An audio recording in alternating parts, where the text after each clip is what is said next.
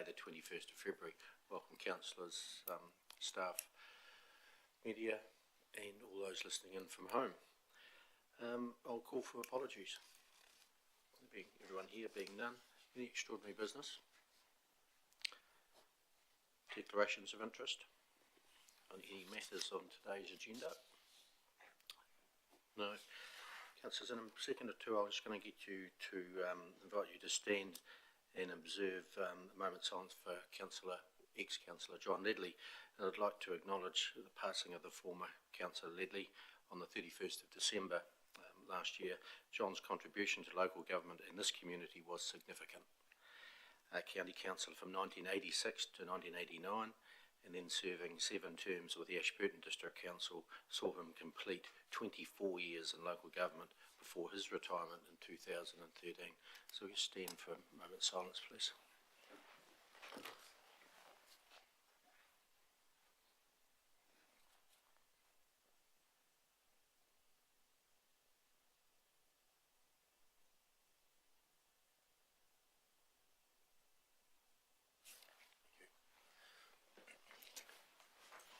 He's certainly a great man and great councillor, and be missed by his family and friends of the district and wider afield. Move on to the confirmation of the minutes. Item number 4.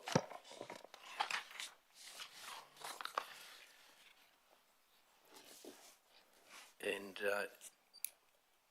items of accuracy on page 3. Any changes? Page 4.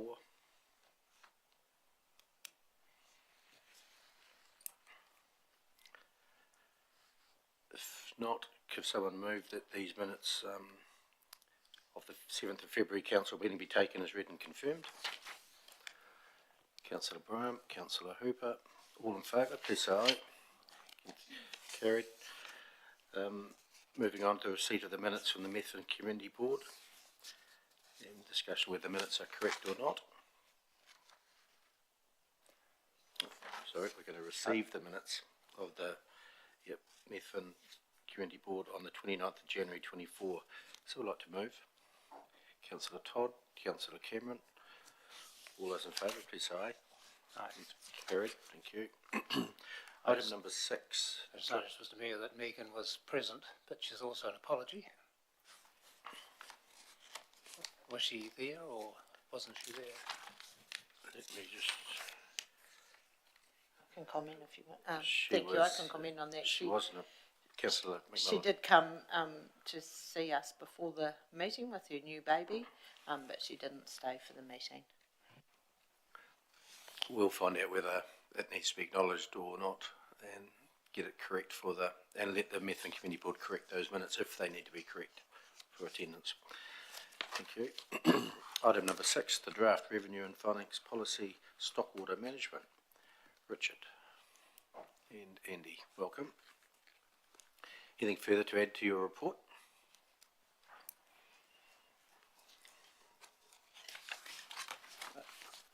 Just a couple of brief points, Mr Chairman. First of all, this is one of 3 reports concerning revenue and financing policy today. So this one deals solely with the policy around stock water management. The next report deals solely with the policy around funding of roading, and then the third report will deal with the rest of the policy, including the decisions you've made in the 2 previous debates. I did want to clarify that there's been a narrowing of the options in front of you today since we last workshopped this topic, and the reason for that is that in parallel Council has stated its preference for a 3-year window related to the program of stock water race closures. And while that work is still ongoing and it's still subject to public consultation and other council debates, it does effectively reduce the range of reasonable and practicable options that you can consider today. You don't fund a 3-year program of work over 5 to 9 years. So if you're wondering why some of those options we looked at earlier are no longer here, that's why. The only other point I wanted to make was to emphasise what's in paragraphs 22 and 23, which is on page 12 At the moment, the most, I want a better word than dramatic, but I'll use the word dramatic. The option that involves the most change for the, and most direct and sudden change for ratepayers with short race lengths is the proposal to go to $700 in 1 year. When you set out your options for consultation, to some degree you constrain your choices after consultation. And the point I was making in paragraphs 22 and 23 is if you think that the community has an appetite for something larger than $700 as an increase in the minimum charge, now would be the time to add that to your range of options. It's a recommendation based on the range of preference, the range of choices you want to have at the end of this process. Other than that, Mr. Chairman, happy to take questions. Questions, councillors? Councillor Cameron? I have a question around the revenue and financing policy as it relates to the stock water. Is this an appropriate place to ask this question, or shall I wait until the revenue financing policy? This is the revenue and financing policy on stock water. As it relates to stock water. In the parameters, we have a rate of 10 to 20% in the bandwidth for the community benefit of the stock water. And I think in the discussion, it refers to the fact that the town dweller uses the stock water race to get rid of perhaps stormwater or something else goes into the stock water race. Have I understood that correctly? You've correctly understood the range of community benefit that's been discussed, and you've also correctly identified that in the material here, there are urban stormwater systems that do discharge into stock water races. And then if I have to leap ahead to the revenue financing, to what we're going to discuss later, the long-term plan, I see a figure was set at 15%. Is that an appropriate time to discuss that? Yep. How did we have a bandwidth of 10 to 20%, so we selected 15%. How did we fall on that number? Have we 15%? It's in the further down on the... Within the document itself, you've got a summary table, Yes. which refers to 15%, and you've got the policy itself, which is also appended to this report, which talks about 10 to 20%. Those two different parts of the policy should say the same thing, and I think at this point it's appropriate that the policy says, that the summary table says 10 to 20, the same as the policy. May I ask one more question through the chair, please? Yep. Can you give me an example of where urban stormwater goes into rural or urban stock water? Mr. Guthrie? Through the chair. So we've got outfalls on Tarangi Road, which takes a bit of a catchment of the Ashburton network, and that system eventually ends up in what we currently call the Seafield Main. So that is a case in point where there is a contribution or a benefit to the urban Ashburton. And that would count towards 10 to 15% or 10 to 20% given the range of the benefit.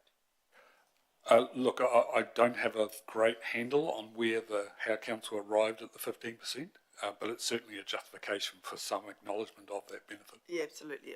My question would be around how we got to that, and Stockwater races go through Chertsey, Methven, all those little townships have stockwater races going through them, which drops stormwater into them.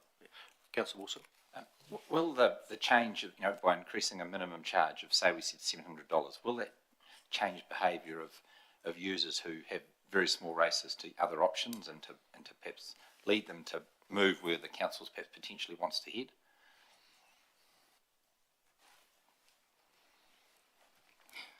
I think that is a very pertinent question, but it's really not one that I can answer based on evidence. When I looked at the evidence around the notion of providing an incentive, there is, as my assessment was, that there's as much evidence that suggests it may not make that much difference as there is that it does. There's plenty of examples you can find in the economy of sending price signals and changing behaviour. But what happened 3 years ago when we consulted on the $600 minimum charge, and then we decided to introduce a $50 increase per year for 3 years, is that in the 3-year period we've seen, I think, a 20% reduction in the number of stop water ratepayers and a 25%, and a 20% reduction in the length of stop water races. So has it been driven by the $50 increase, or has it been driven by other factors? The evidence leaves it an open question in my assessment. We'll find out when we go out for consultation with this document. Councillor McMillan? Thank you, through the chair. Bottom of page 11, top of page 12, you talk about the Selwyn model, and I know that we've brought this up a few times in workshops, etc. But is the only reason we couldn't change to that model because of current resourcing? Is that the only reason?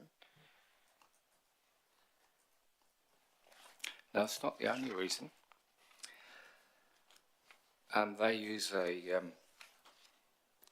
uniform annual charge type mechanism, which we can't because of the Section 21 of the Rating Act. Okay.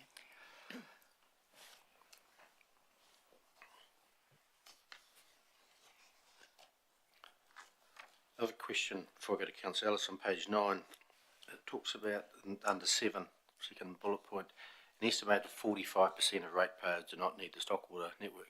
Where does that 45% come from? That was from the 2018 survey work that preceded the adoption of the Surface Water Strategy. Which then, over the page on page 10, you talk about the Surface Water Strategy 2018. When are we likely to have an update on progress of that strategy? I think, sorry, through the chair, the reporting frequency for that was every 3 years. So I think the next reporting cycle may be next year. Yeah.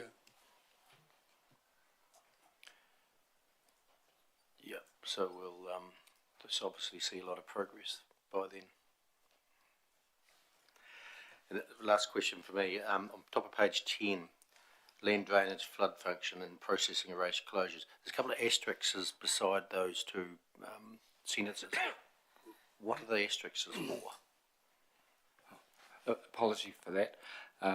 Those were benefits that were identified in the last review of the revenue and financing policy. The ones that are not identified with an asterisk were not previously recorded in the policy as a benefit. Right, Councillor Ellis.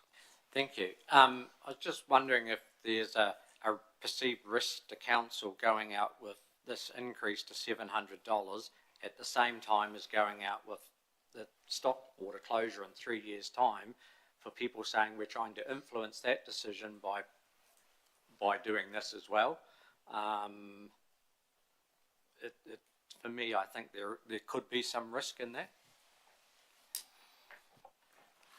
That's more debate, is it, or?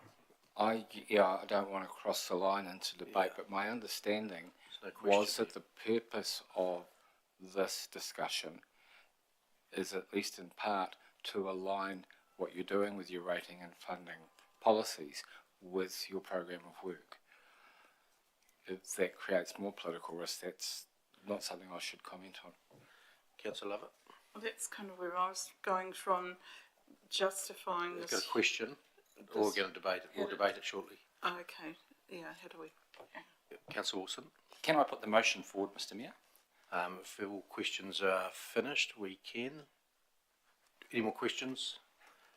No, the motion's on the recommendation there, Councillor Wilson, if you'd like to move. I'd like to move that the council adopt, as read, council adopt option 2, increasing minimum charge to $700 in 24-25 as is preferred policy option for the public consultation, And the council includes the three following options as alternatives for public consultation. Option 1, maintain the status quo. Option 3, increase the minimum charge to $500. Option 4, increase the minimum charge to $700 in 25-26. Councillor Cameron, that. second. Yes, thank you. Open for debate. Do you want to speak to the motion, Councillor Wilson? Yes, I believe that it will bring out where we're trying to head with the stock water and get people to really seriously consider and think, do I need it, or should I be using another source of water, and where the thing goes in the future, rather than it just languishing along for the next 3 years, and then we get to the end of the 3 years and suddenly people realise it's going to be shut. This will actually focus their minds and should help with our process perhaps of where it goes. Councillor Hooper? Just following on from Richard, I hope it also gives us a clearer picture on biodiversity and things like that as well.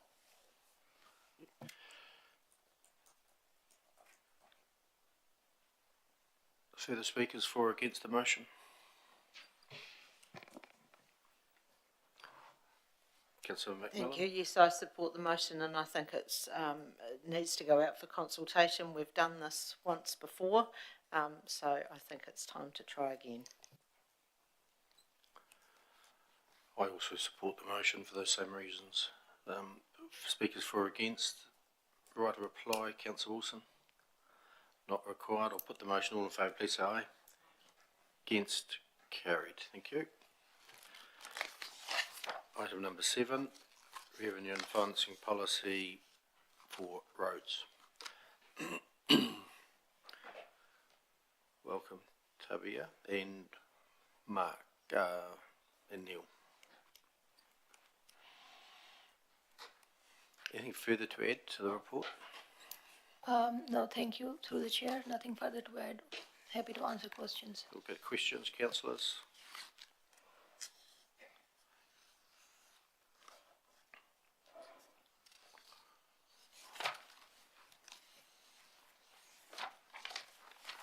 Councillor Wilson. Mr Mayor, can I put a motion forward? Different, well, we're in question time at the moment. Yep. So if you wanted to save it, is your motion different to the motion we have here? No, it's not. It's not? Okay, that's fine. We'll wait for questions. If there is none, then you're ready to take your motion.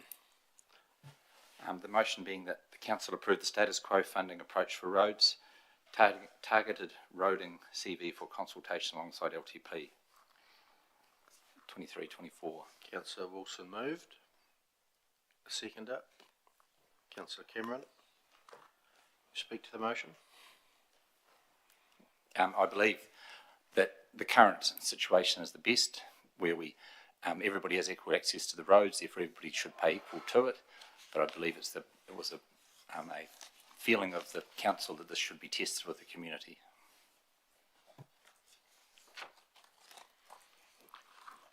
Councillor Brown. I second. We've already got a seconder. Councillor Cameron seconded.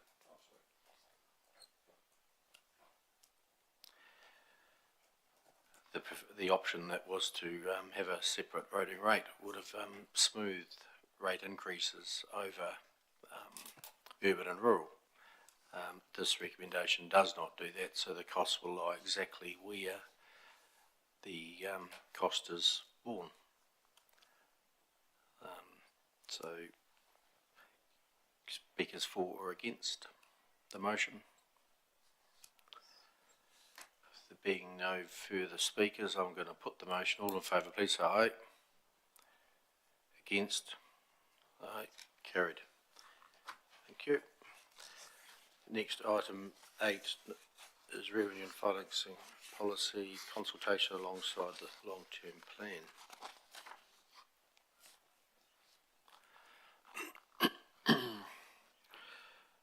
Tabia, Richard and Leanne. Anything further to add to the report? Leanne? Through the chair, the question arose at an earlier time around whether we had the roading in the revenue and funding policy. I had understood that we had removed it, that had been my recommendation, because it was a targeted rate, and the reason I'd recommended it was because we get funding 49-51 split through NZTA, and then when you start applying a dividend against the 49%, it messes up that ratio, and then we end up adjusting differently for the subsidy, which is why I'd recommended it. It works fine when we have 100% unsubsidised. It was when we were trying to automate to speed up the way we do the process that we hit the wall. So at the moment it's remained in there, and But we'll council's stick, call. yeah, we'll stick to the policy. Yep. Their call, unless I hear otherwise. Questions, councillors? On the draft revenue and financing policy, is that what we're talking about now, Mr. Mayor? Item number 8.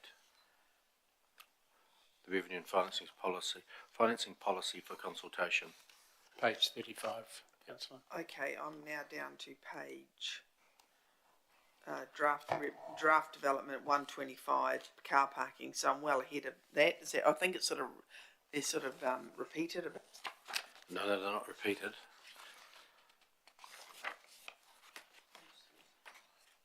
Page 35.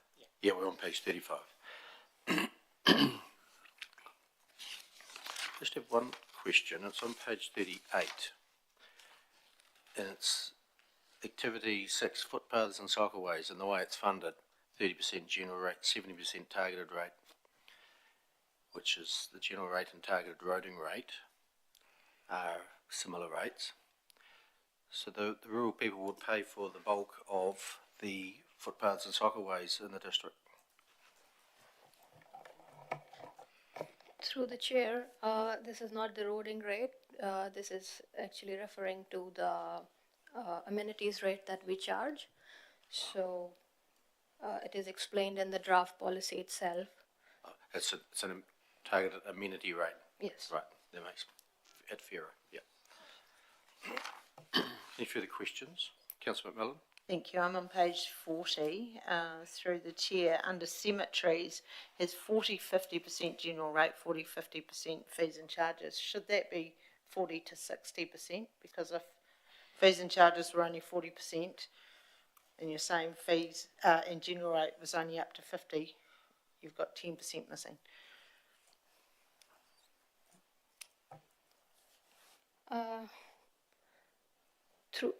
In our discussions during the workshop, I think this was agreed by the elected members, not to take it to 40-60, the general rate.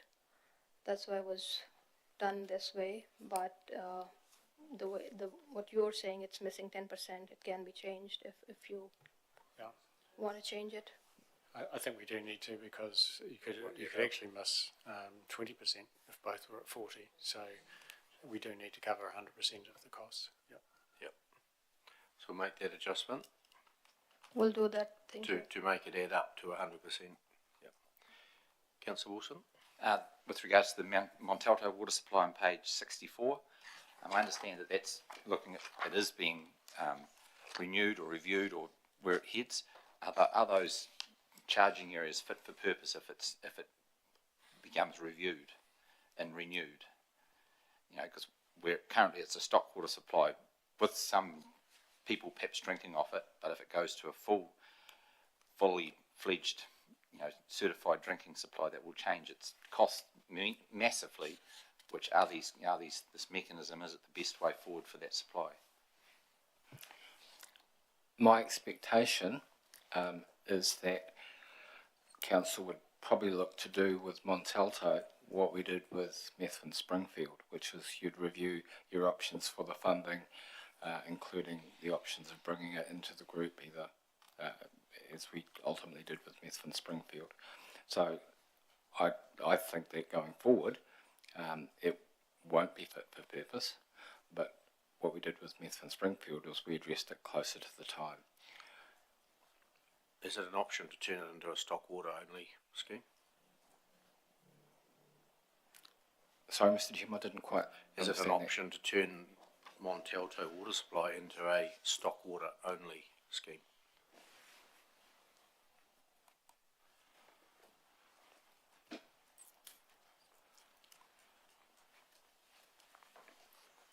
I don't believe it would be an option at this point. If it was an option, it would require quite a bit of work.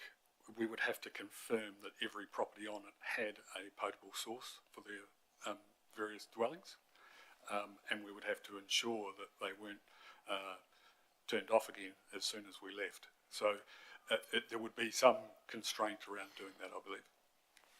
How many suppliers on this scheme? Well, there's about 30 odd customers. Some of those customers will have multiple dwellings on the property. Some of the difficulties we've had with Montalto is that it has about 500 points of supply.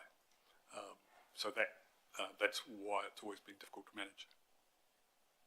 Thank you. Councillor Cameron? I've got a few questions if I may. Page 41, just a quick one. The fees and charges for the car parking, 100% I think it is. I just got to go back to it now. I've just moved ahead. 37 parking, 100% fees and charges. How do we charge people for parking overhead if we've got free parking? Is that enough to cover that? Jane? Through you, Mr Mayor, the revenue comes from parking infringements. That's people overstaying the time restriction shown on the signs, also for no warrants of fitness and no registration. And then there's some meter money comes in from the Eastfield car park, which we share 50-50 with Eastfields. And may I ask a subsequent question to that? If then our income does not match our overhead, do we trim our overhead, or how do we make them marry up exactly? Usually it would be topped up with rates. That's what happened during COVID, but now that COVID's over, that's not necessary. We are making enough money through that to pay. So we don't need to write a caveat there, topped up under certain circumstances as needed or whatever. We don't need to do that. That's a question. No, this is the policy. I mean, and there's always reality that isn't completely anticipated by a policy. So we simply do what we have to do in the reality, but the policy is clear. As long as the Chief Executive is satisfied that that's what we've written is what occurs. I have another question, if I may. Yep. Yeah, page 49, Local Government Act. Sorry. One more comment on that question. Sorry, what I should have mentioned in reply to that question, Councillor Cameron, was we do have a parking fund. So if we make more than we need, the money goes in there. Now that fund got spent when we did the CBD redevelopment, but that is building back up now. So if for any reason we couldn't cover costs through parking, then I think it would come out of that fund. Thank you. Thank you. Page 49, Local Government Act requires us to ensure that we address in our revenue financing policy interest and dividends from investments and borrowings and proceeds from asset sales. And then when I go down further on and I look at the revenue financing policy, which I can't find precisely at the moment, I would like to know where in the policy, where does it say what we do with our sale of our assets? It does mention in the policy that we pay off loans and we to pay off debt, but where does it say? Is there a policy to what we do with the sale of our assets? Leanne? Through the chair, that policy was brought to you when we brought the Treasury policy to you, which included investment and liability policy. Can I ask an additional question? Can you remind me of what that policy said, please? It talks about when we sell our assets, using those assets to invest in similar type activities, often within that activity that we've sold the asset, and it also reflects back to this paying down loans. Yes, so I understood the paying down loans. Yeah. Absolutely. And that policy will be consulted upon with the long-term plan consultation as well. I believe so. I'm not 100% sure. We have to consult on that one, so I can't answer that. I have a comment. I will wait till this is moved and passed, then I'll make a comment, please, Is it also true that that policy refers to the type of investment the council is comfortable making, i.e. the risk profile of the investment? So Yes, it does. there's all sorts of credit ratings for investments and financial instruments that that policy contemplates. So it's not just reinvest any proceeds in a manner that the council of the day might decide. There's risk discussion in that policy as well. Correct. Okay. Councillor- Have I done my time? Shall I, I'll hang up and then? Yeah, we'll go to Councillor Wilson, we come back to you. Yep. Page 78, waste reduction, recovery, solid waste management. My question's based around, in the past, the rural people of the district used to dig a hole or burn their rubbish, but that doesn't happen anymore, and they recycle, and many have a waste bin, which is through a private contractor, is taken to our positions, and they pay through the fees and charges to have their waste dumped. So is it fair to the 40% community charge to be loaded across the general rate when many of those people are paying for fees and charges for their rubbish anyway? They're not actually, the benefit is not the same as what it was. You know, the benefit is it's a user pays thing, really, solid waste management, because all the rubbish should be accounted for apart from a small amount that's through the public dumping.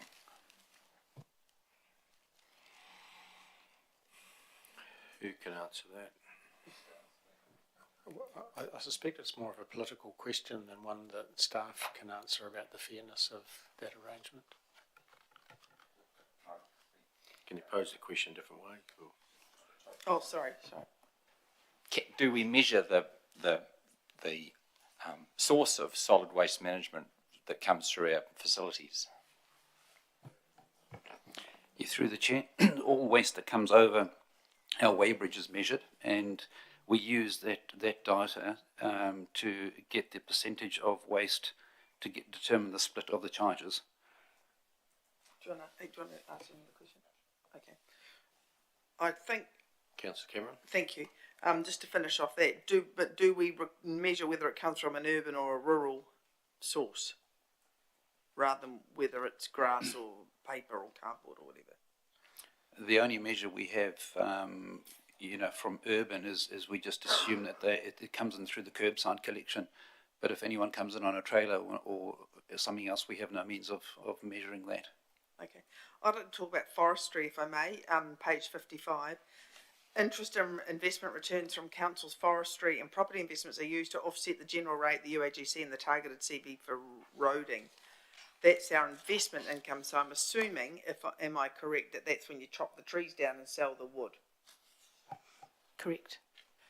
Okay, and then we go on to page 89, forestry offsets rates. Does this include replanting? Where does the cost of replanting the forest come from? Through the chair. So the funds that hit the forestry reserve, which is then used in a subsequent year, is net. It's after we've done planting, spraying, paying for the staff that manage that contract, etc., our contractors. So we're not using, it's not like a dividend in that we know we're getting that dividend in that year and we're using it. This is more what we call a contributor. If you think back to when we presented our workshops earlier, we talked about how we were using reserves, and this is one of them. Sure, thank you. Further questions? Page 115. Is that in the right department? Page 115. Yep. This is a question which I think would relate to Jane. Regulatory services, and I can't read it because I'm not there, but insurance, if we make an error, e.g. I'm thinking of, for example, the leaky homes or Cyclone Gabrielle and the cost of pulling down that the properties that are there incurring in the North Island, if there's a cost that has not been foreseen by council, or there's an error in building consents, e.g. the rules change and the leaky homes weren't allowed anymore, do we have insurance to cover that? Because presumably that is a community-wide benefit. I anticipate. That was on page 115. Through you, Mr. Mayor, yes, we do have insurance. Councillor Wilson? Page 99, to do with community services, memorial halls and reserve boards. Two parts to my question. The first one is the Rakaira amenity rate, Rakaira Memorial Hall. The hall has the potential of being upgraded at quite a significant cost. How will that affect the people of Rakaia?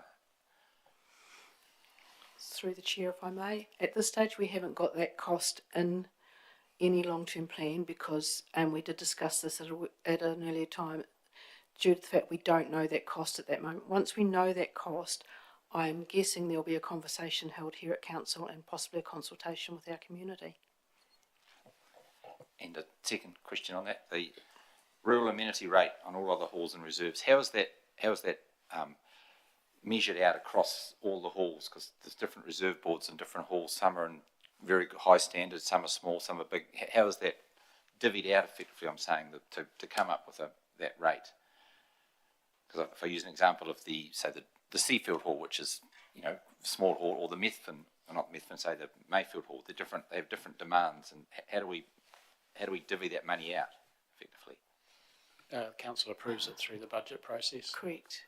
And if I'm right, I think Tony may have spoken on this at an earlier time, where property team and Tony went out and assessed a number of the halls and worked out what was required for those for this long-term plan.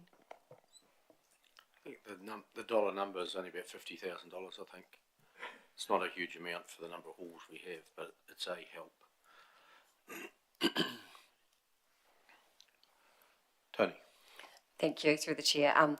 Just a slight correction for Leanne's point is we plan to in the first year of the LTP, yes, but we certainly are getting some condition assessments and just understanding the current condition of all our spaces. No further questions? There's recommendation there that council approves the draft revenue and financing policy for consultation alongside the long-term plan 24 to 34 option 1. Is there a mover for that? Councillor McMillan. I'll move. Seconder, Councillor Lovett. Open for debate. Thank you. Councillor Cameron. The draft revenue and financing plan touches on depreciation. Is that correct? It's a question. Well, I'm assuming that is correct. Ignore that question. My feeling is once we use the reserve, then how are we generating the reserve again to use next time, essentially? What reserve are you talking about? Well, I'm talking about what's actually coming up in council. I'm premature. I'll wait. We're going to put this policy out if you approve it for consultation. So there will be another go at it, for lack of a better word, to see if we've got it right.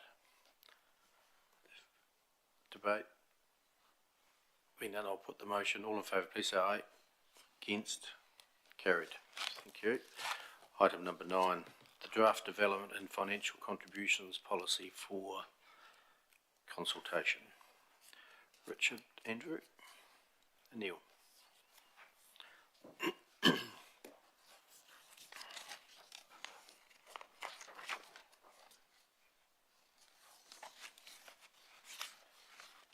Question? Oh, anything further to add, Richard? I did briefly want to talk to an additional piece of information that was circulated to you through Stella earlier today. In the last 48 hours, I've been working with Erin to finalise the historic CapEx on the community infrastructure DC. And the consequence is that DC has come down by about $793, if my memory serves me correctly. So the material that's been circulated, I think it's called Development Contribution Handout in Stella, replaces what you've got on page 167 in Stella, which is the development contribution calculation for community infrastructure. It also has pages 127 and 128 from Stella, and on those pages it's table 3 and the following table that have been updated with the new figures. And the last part of the handout is a separate table that isn't part of the report, but it shows both the 2021 and revised 2024 draft ECs, both by activity and also by total.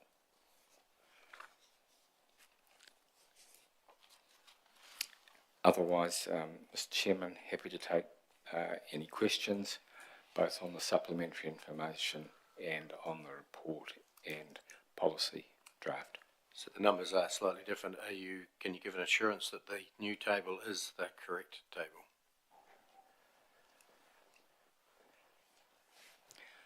The new table represents the best available information at this time. We've done a lot of QA since our last workshop, and the community infrastructure and historic CapEx was the one outstanding number that we needed to resolve before today. I apologise that you didn't get this information to this level of accuracy earlier, but everyone involved has been doing everything they can, and I'm particularly grateful to Erin because she's worked like a Trojan on this and many other aspects of the LTP to get it to this point. Thank you for that. Questions, councillors? Councillor Lovett? Point 17 on page 129, we're talking about the DCs on apartments and tiny homes. What's your criteria on tiny homes? Are they ones without wheels or with wheels? Because we're getting, like, people now are starting to live in tiny homes and they're coming into the country, and some have wheels now. They're coming in from the UK. So can they just park up on people's property for 6 months, and how do we capture them into this? There's quite a few questions, I think, coming out of that. Yeah, just that general. If the general question is around the distinction between or a definition of a tiny home, that is my understanding is occupying local government minds the length and breadth of the country, and there are some who believe wheels is the suitable way to define that, and there's others who don't think that is the correct definition. So there is a lot of debate as to where a trailered home crosses into the definition of a tiny home. And I know in Jane's team in the building area, that building consent area and building regulations, that's where a lot of the debate is still unresolved as far as I'm aware. I do remember, like, up in New Zealand meetings, or maybe a year ago, we did hear some of that debate from the various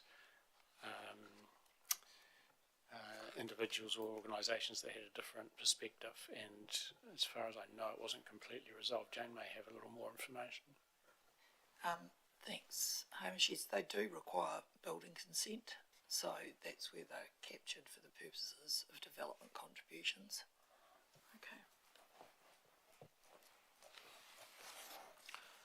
Further questions, Councillor Wilson? It's with respect to the DC charges, especially in some of the smaller rural communities. We heard this morning there was talk of how they may be the potential growth areas in our district.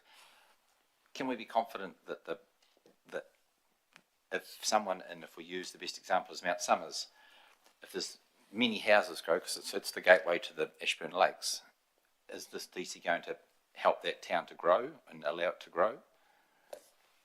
Or is it going to inhibit it? Sorry, Mr. Rowder, I don't think that's a question that is contemplated by the officers in preparing DCs under the policy. It's to reflect a fair share of the infrastructure to accommodate growth, as opposed to a question around encouraging something to happen. Maybe a question, an answer may come via a submission, which you'll get to deliberate on. Further questions? The recommendation there, the Council approves the draft development and financial contributions policy 24-27 for public consultation alongside the 24 to 34 long-term plan. That mover, Councillor Cameron? Yep, I'll move that. Thank you. Second, Councillor Brown. Yeah. Do you speak to the motion? No, I support. Peter, put your light on. Pardon? No, but I support the motion. I think that the development contributions have been well thought through and well considered, and they are what they are. Thank you for speaking to the motion. Councillor McMillan. Thank you. I support this motion, and as the Mayor just mentioned, going out for consultation, we'll get a better idea of what the community are happy with, and I think that includes Mount Somers. And from some of the correspondence I got around their water restrictions, I think they may tend to think that this development contribution is a good idea, but we will hear in the consultation. Further speakers for or against?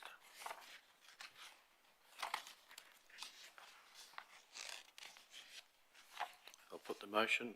Right of reply? No, thank you. I'll put the motion. All in favour, please say aye. Against? Carried. Thank you.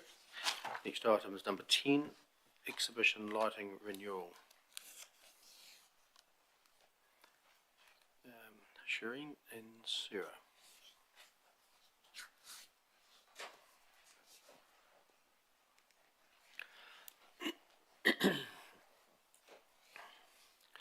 Anything further to add to your report?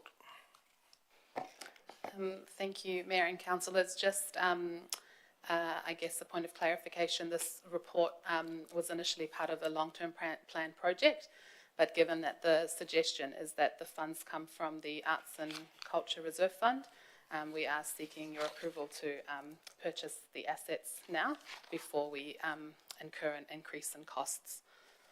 Thank you. Questions, councillors? How much is in the Arts and Reserves Fund? Currently, the balance is 580,000. Question, Councillor Cameron. Thank you. That was my first question. And there is some depreciation funding available, but we don't know how much that is. So that will not be required, or what will you use preferentially? The reserve. The recommendation is to use the reserve. Okay. How will the reserve fund be then rebuilt or Through. Sarah? Through the chair, council has previously made a resolution that this reserve is closed and no further funds are coming into it. So it is a capped reserve. The council of today could change that, but currently it wouldn't be topped up. It's not like the parking reserve that we talked about previously. Councillor Cameron? Yeah, with regards to that reserve then, in 10 years' time, I'm assuming, and I may be wrong, so this is the question, that the lighting will need replacing in another 10 years. And I'm assuming then that will be funded from depreciation, but we're currently depreciating, as I understand from the report, at the same rate as the building, which I have, it was a comment, significant concerns over. Are we going to be reviewing how we depreciate the new asset? I'll go to Leanne. Through the chair, thank you. When you purchase or build a building, often things like light bulbs are included in the initial cost of the building, and not unlike that for the sports. As you isolate these assets and replace them, they become their own assets, standalone, and they will be depreciated so that we have a depreciation reserve for the next time we need to replace them. Guaranteed the cost will go up in the meantime, and the depreciation reserve won't meet at 100%.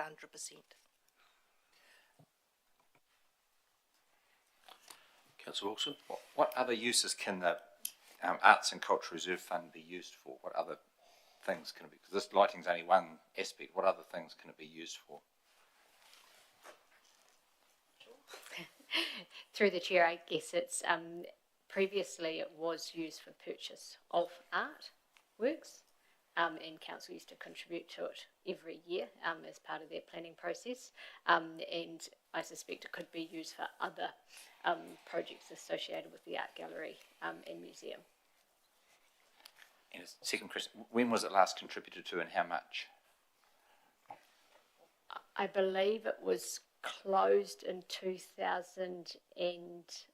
I want to say it was quite some years ago, and unfortunately we didn't, at the time it didn't get cleared to equity, for lack of a better word. It was, should no longer be being built. So how did the funds get into the reserve initially? My understanding, and I think Sarah's just answered it, was through council. We used to rate specifically to build that for art. And any surpluses might have added to it as well. Councillor Cameron? I have two quick questions. Is there anything else within the art gallery and museum? I do know that we've been told that the furniture and the display of the museum needs revisited. Is there anything else that this fund could be used for other than obviously the purchase of art, which is my second question? Yes, there is a LTP project for the reception and shop refit. So that was also tagged to the Arts and Culture Reserve Fund. There are no other projects on the horizon at the moment, but we are mindful and noted this as part of the kind of analysis of the options that by approving this project, it would be the majority of the fund being spent on this one asset renewal. And one more final question, please. How does the officer propose then through the chair that we purchase art in the future? Through the chair, the current arts policy, the acquisitions policy, requires me to write a report for any future purchases, which would come out of a different fund, not the Arts and Culture Reserve Fund. Yeah, then that is my question. What fund would that be out of? Through the chair, at the time of consideration, the council decided to put 10,000 across each year to conserve and to improve the quality of the art we had, and that was the intention, to use the sort of allocated money for that purpose, so we can continue to maintain the artwork that we have. And as Shireen mentioned, if there was a particular item that was recommended, that it would just be seen as an exceptional purchase out of the equity, or an overspend permitted by council in the arts budget. Councillor McMillan? Thank you, through the chair. So if you went out and bought the lights tomorrow, the quote you have will be sufficient for that? Good. Councillor Ellis? Thank you, through you, Mr Mayor. When it comes time for installation of these lights, is there a cost with that, or is it something that your staff can just go and put in? Through the chair, because the existing infrastructure for the lighting exists in the building, these will just be fittings that the staff can install. I also noticed in the comment that the risk of price increase is 10% every 6 to 12 months. This will be the last time you ever purchase lights, because they'll be out of the league of purchasing if they increase that much every 6 months. So these ones are better last. They'll be cost prohibitive, 10% every 6 months. Don't believe it, but that would be the impact. The recommendation, any further questions? No, there's a recommendation there. Do we have a move over that? Councillor Brown, seconder. Councillor Lovett. Thank you, ladies. Open for debate. Councillor Wilson. I speak against purchasing the lights. I think we have some there that will last. We should be purchasing when we need them. To say the reserve money is there, but as we talked about this morning, reserve money comes out of the funding, which comes out of rates, which comes out of, in this case, UAGC. So effectively the money has come out of the general pool anyway once. So it's just, we need to be living within our means a bit, and I'm concerned that 500,000 for lights is too much. Councillor Cameron. I have concerns with regards to replacing all the lights at once, primarily, and my concerns can be allayed from the council, but primarily because I would also like to see the civic art collection grow and develop. And if we spend all of the reserve, other than the $10,000 which we are using to, the maintenance of the current art collection, on the lighting, will we have any remaining funds to develop our collection? And I have some concerns around that. In principle, I support the motion, but that's a little caveat, a little niggle I have a worry about. Councillor McMillan. Thank you. I support the motion because I think it's the funding is better to come out of the reserve than to go on our rates for the next LTP. Councillor Lovett? I support the motion because they're a specialised light, especially for art galleries and museums and things. And if you just replace them one on one, at times they're all got different hues. You need the lighting all the same, the different coloured whites in them, and that it is a specialised. So they've all got to be the same. And if we want to attract good exhibitions here in this art gallery museum, we have to have it right. Councillor Todd? Thank you, Mr Mayor. It is a special type of lighting. It is horrendously expensive, but I believe that we need to progress with this so that we have a uniformity in the lights right through both the museum and the art gallery. Any further speakers for or against? If not, I'll put the motion. All in favour, please say aye. Against? One. Recorded? Carried. Recorded against, Councillor Wilson. Thank you. Item number 11, mid-year performance and strategy and plan report. Femke, Mark and Tony. Anything further to add? Thank you. No, through the chair, nothing further to add. Questions, councillors?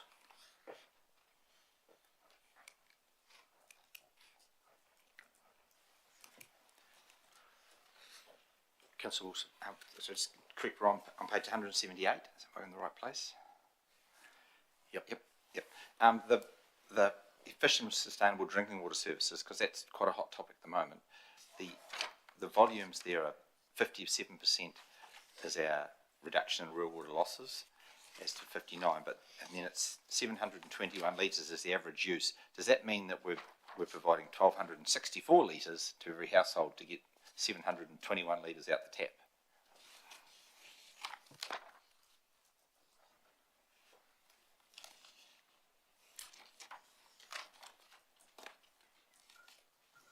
My reading of that is the absolute consumption number, and the goal is to reduce it. So we're indicating whether or not we're reducing it or not. Councillor Cameron? I'm just looking through this section here, no particular page because I can't see it, and hence my question. When we're looking at our strategies, and this may be in the wrong, I may be speaking out of turn, so Mr Mayor, give me some guidance. We've talked about the active recreational, play active recreational sports strategy, and we've talked about developing an art, culture and heritage strategy. Where are they with regards to our performance and how we're progressing on that? Is this the right spot where they should be, or they should be in another spot? Tony? Thank you, through the chair. So we have a strategy and plan review schedule. Within that, we're required to report back to you every 6 months on the climate change work. So that's why it's being incorporated into this.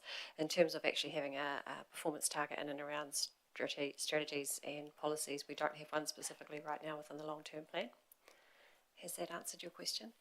It has answered my question, but not the answer I wanted. But I don't know how to progress that. But it was an answer.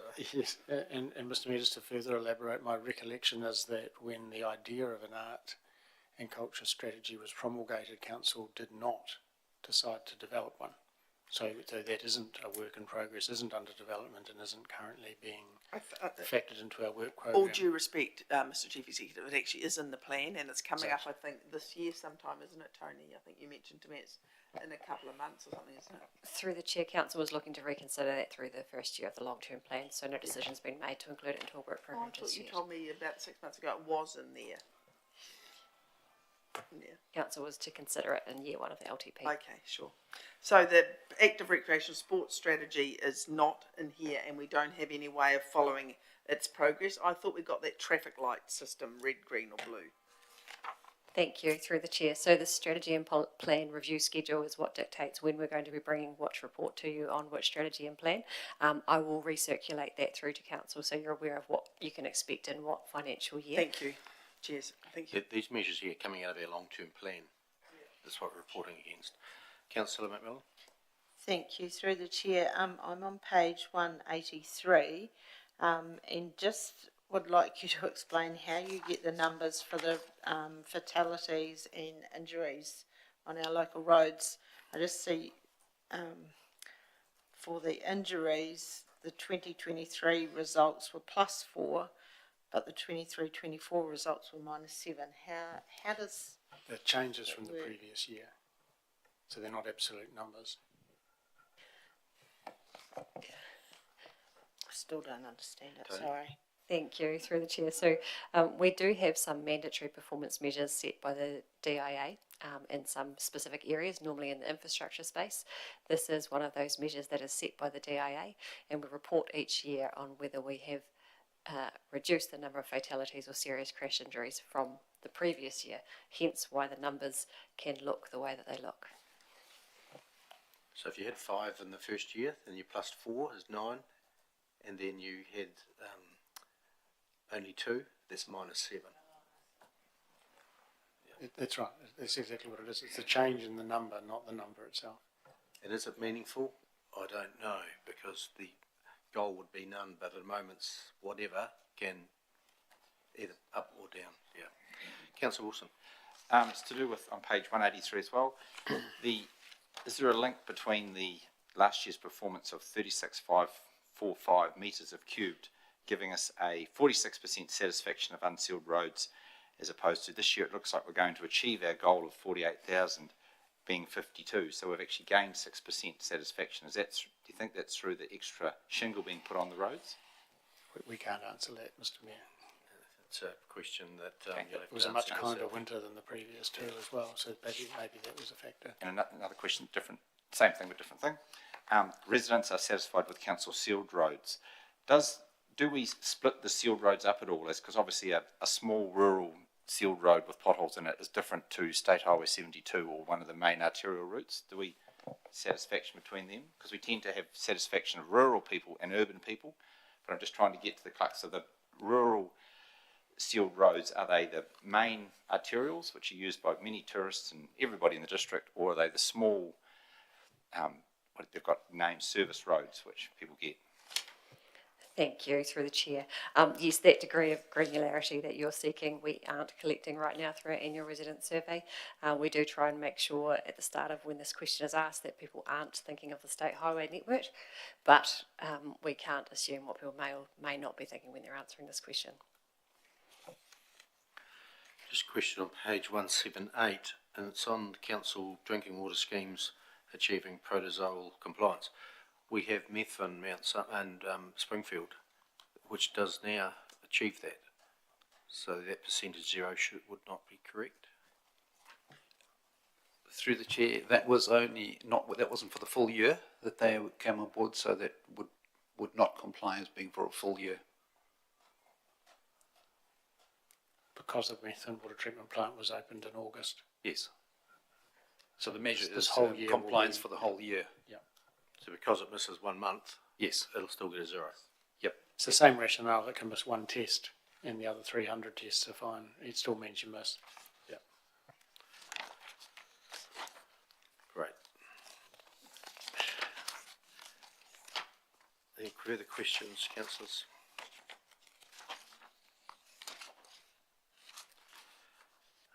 On page 192, and it's on regulatory compliance, and halfway down, council contractors respond to animal control incidents within this response times. Target met, and the comment is target met, but contractors' records keeping needs improvements. So if the records aren't good, how do you know the target was met? We know through what happened at the time and when they've responded that they're at the site. But then when they fill out the details to send through for our records, sometimes hours later that they've done that. So the message that's gone back is that they've got to be dated and timed at exactly when the incident occurred, not afterwards when they're sending the email. Thank you. We have no more questions. Oh, Councillor McMillan. Thank you. Another question.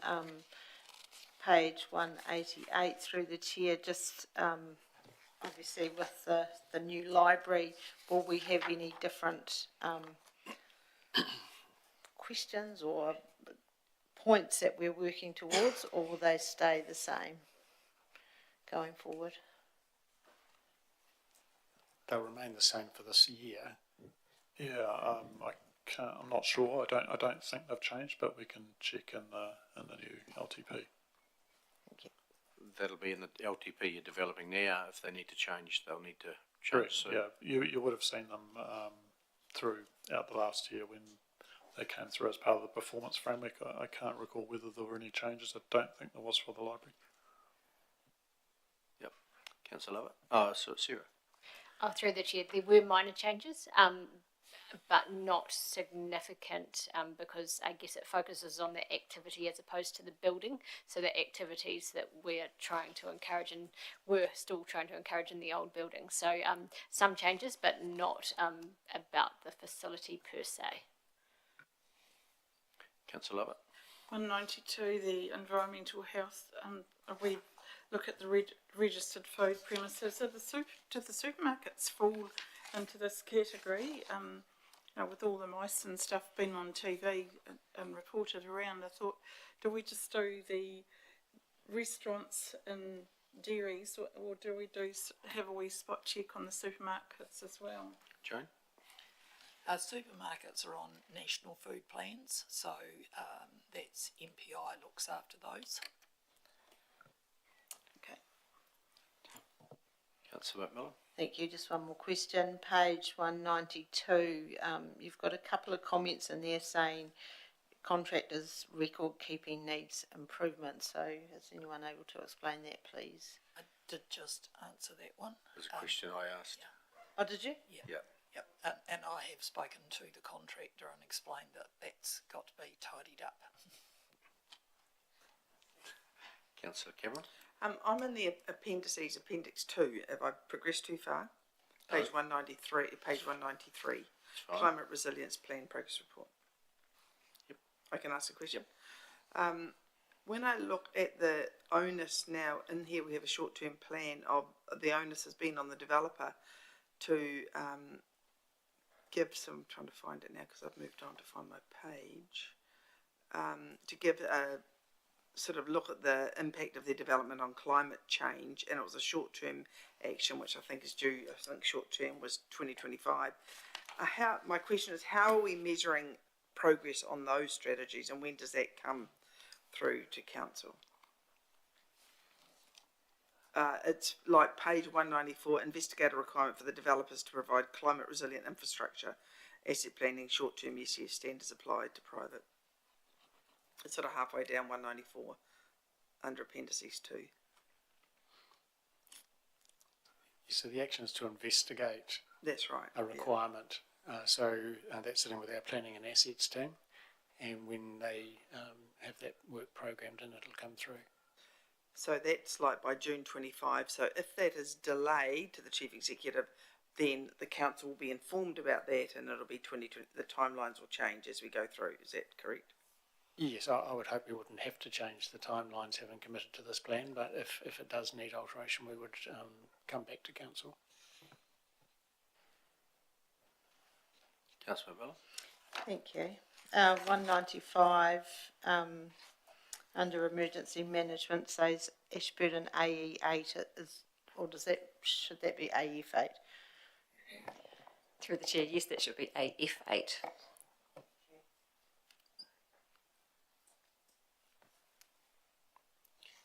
Have those reviews, do they come to council?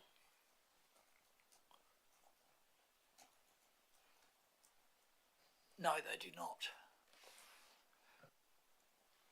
Where do they sit? What are they? Is it an internal document, or what's the value? Yes, it's an internal operational document.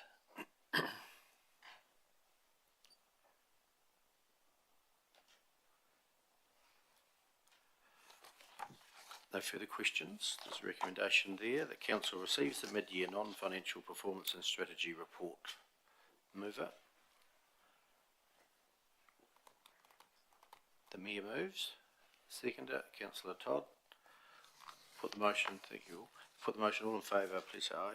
Against, carried, thank you. Next item is EA Network Centre accessible changing rooms. Richard, Sarah, welcome.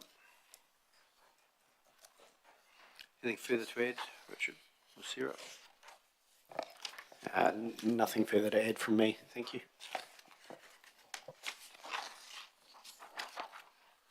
Questions, councillors? And this report has come from a member of the public who, Public Forum, raised the subject, so he's hence the report we asked for after his comments. So, Councillor Brown. Thank you, Mr. Mayor. Richard, just a couple of questions if I can. So, a disabled person, what can they use in the pool to change, for example? They've got only those two ones? Through the chair, so in the pool area there is 4 disabled change rooms, one that is fitted with an electronic hoist to help people get on and off the bed. The other 3 are self-lifting on and off the mesh beds that are in those change rooms. In each of those change rooms as well, there is a fold-down seat for the shower, so they're able to get themselves in and out of the shower. They're fully accessible change rooms with handrails and everything else that goes with them as well. So all those 4 are on the side of the river? 2 are on the... so if you refer to Appendix 1 in the report, 2 of them are on the side next to the hydrotherapy pool near the spa. Okay. The other 2 are in the main changing areas where the male, female and family change rooms are as well. Okay. What is, you say you've got a yellow square, but I think it's the blue one. Is it for the hoist?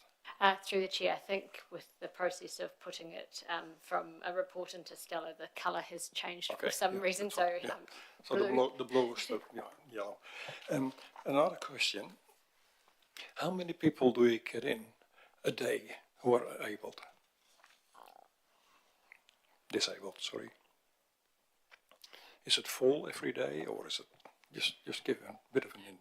Through the chair, as the report notes, we don't monitor it, and we would only be guessing, and Richard's able to guess just on being in the facility, but it's not an accurate number that we could pin our hats to. So in terms of a guess, what would you say, Richard? And sorry, noting that the whole challenge with this topic is that there are a number of people who have various disabilities that can't be seen. So they may have a disability, but if you can't see it, how would we note that they were walking in and they did fall into that category? So that's another challenge. But from the visible people with disabilities, would you guess? Around 4 to 10 who actively use all of the facilities, including the water wheelchairs that council have provided as well to access the pools, the ramps and the various hoists that are around too. Okay, and you've got one of them with a lift or a hoist in one of the units, is it? I understand from Mark that was funded by external money. Is that correct? Yes, that's correct. The submitter did fundraise for that money and installed, and then consequently maintained by council. Okay. I saw somewhere in your report that part is getting used by people who shouldn't be using it. Is that correct? There was a wee bit through the chair, in the changing room, there is also bathrooms. So the changing room as a whole is getting used. Whether or not the hoist is getting used, we don't believe so, because it's generally a quick visit to go to the bathroom and back on poolside. So the room is being used. We don't believe the hoist is being used by people who don't need it. Okay. Just to add to that, the hoist actually can't be used by people without intervention from our staff first. We have to provide a piece of the equipment to use it. Okay. So, just last question. If a disabled person wants to use one of the units, is it easy, or do they have to wait? Through the chair, I've never seen anyone, my personal observation, never had to see anyone with a visible disability have to wait for a disabled change room. Okay, thank you. Thank you. So, Councillor Ellis? thank you. So that room that, that lifts in, the hoist, can the person using that lock that room, or is it available so that as they're changing or whatever they're doing on the lift, other people can walk through there? Through the chair, no, it's a single cubicle, so it is lockable whilst they're in there for their privacy.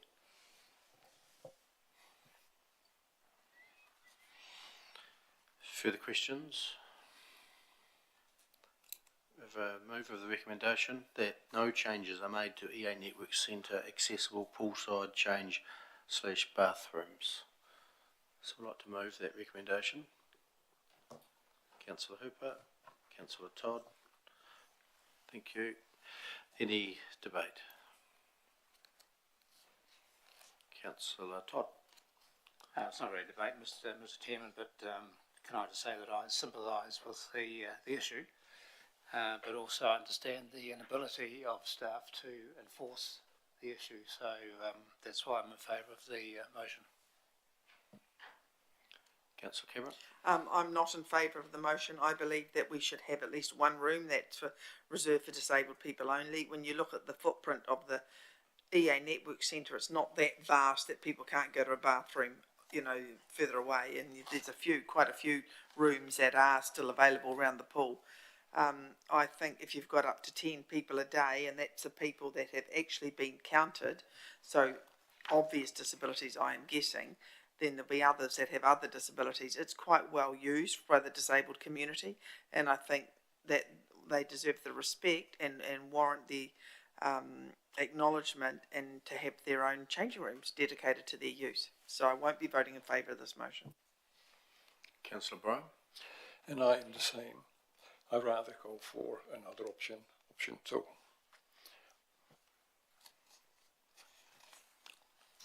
Councillor Lovett.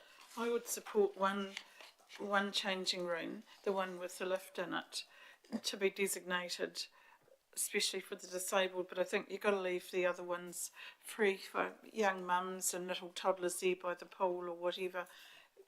When little kids want to go, they need to go now, and I think the public should have the right to be able to use the other ones, but I would support just one. So you're not supporting the recommendation. So there's 3 options there, and if you're thinking of supporting another option, you'll need to signal that. Yeah, you're signalling option 2. So if you wanted to test the meeting, you would have to do that through an amendment, or just go through an amendment. Yeah. Can I ask for an amendment? Sorry? Can I ask for an amendment, please? For you'll need to state what it is. Yeah. Yeah, option 2. Hang on, we'll get a process here. So I would ask the councillor please to state the motion he's amending the original Sorry? motion with. If you could please Okay, yeah, state the motion. The option I like is option 2. Add exclusive use of signage on the poolside accessible change bathroom with hoist.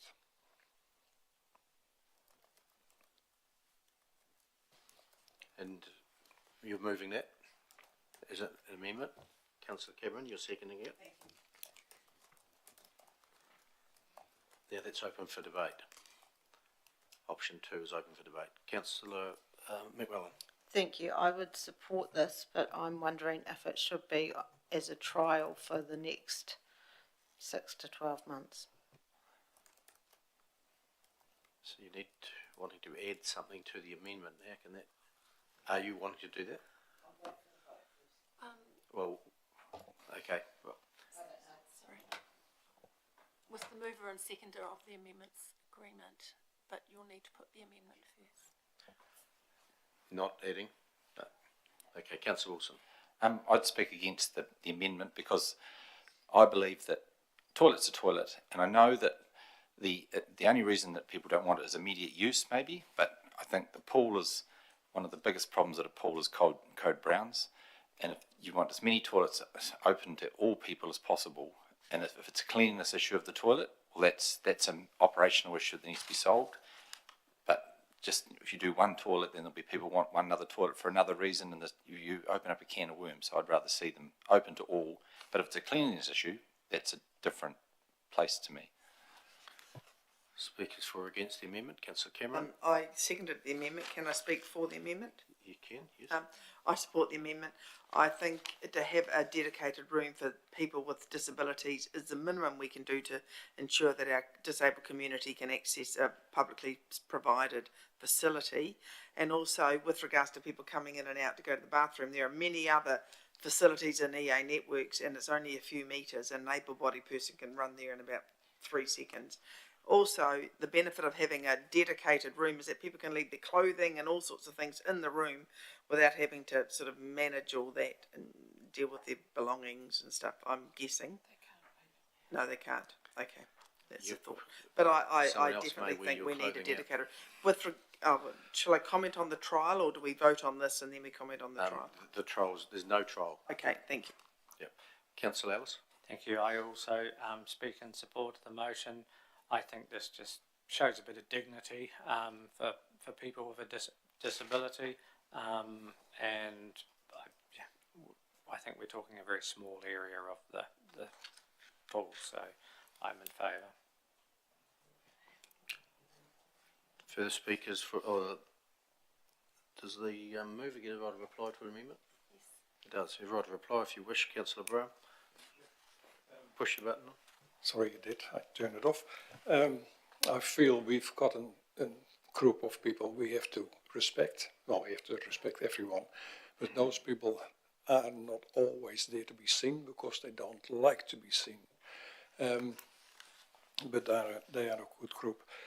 To me, a lot of people, like you and I, we can walk to the toilet.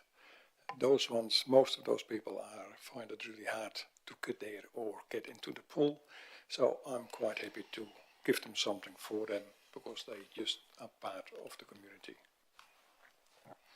We'll just note that in the wording there that the staff don't have any ability to enforce this. Be aware of that. So I'll put the amendment. All those in favour, please say aye. 1, 2, 3, 4, 5, 6 against. 1, 2, 3, 4. Passed. The amendment now becomes the motion, substantive motion. We can have further debate on the new motion, which is option 2. With there being none, I'll put the new motion, substantive motion. All those in favour, please say aye.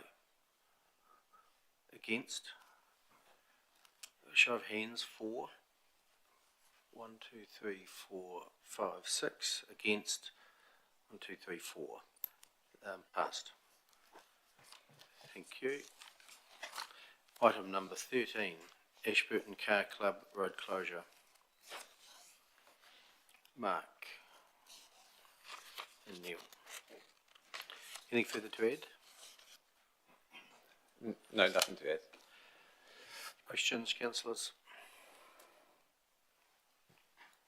Councillor Lovett.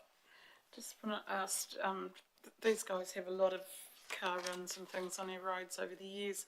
We're not experiencing any problems or anything at all. There's no issues. They just run really well and... Yeah, no issues. Yeah, they all run well. Yeah. That's great. I'll move. Oh, just no questions, still take questions. I have one question. This event's going to take place this Saturday. What if we decided to turn this recommendation down, like it's only a few days away? Should this have come earlier? I'd have to say yes. We're sort of, I'm sure everyone in the car club is wanting this to happen and there's no reason why it shouldn't, but I'm just thinking of process, not got a lot of time for us to make a reasonable decision. Yeah, we'll certainly endeavour to bring them sooner than this. This is rather late. Yep, thank you. Councillor Millen? I'll move the motion. Seconded. Councillor Lovett? I'll second it. Any debate? No, put the motion, all in favour, please say aye. Gets carried, thank you. Next item, 14, speed limits at urban schools. Mark, anything further to add? A couple of comments. This is a review of the signage at the existing speed limits. That's not a review of the speed limit itself. The 30 at the schools is something that currently mandated to be in place, and we've got in early. It's supposed to be before 2027 to have them all in place, but we've got them in now. It's more of, and it's not the extent of the speed limits, although we will review those over time. I think they need to be in place for a bit longer, probably just to see whether they need to be extended or shortened. We've had a couple of people requesting sort of some minor changes, so we'll deal with those. This is to do with the signs that are at the speed limit for a permanent speed limit, and the discussion about whether it should be a variable speed limit and whether we're able to do it or not. So that's, pretty much it. Yeah, so the law will catch up to this.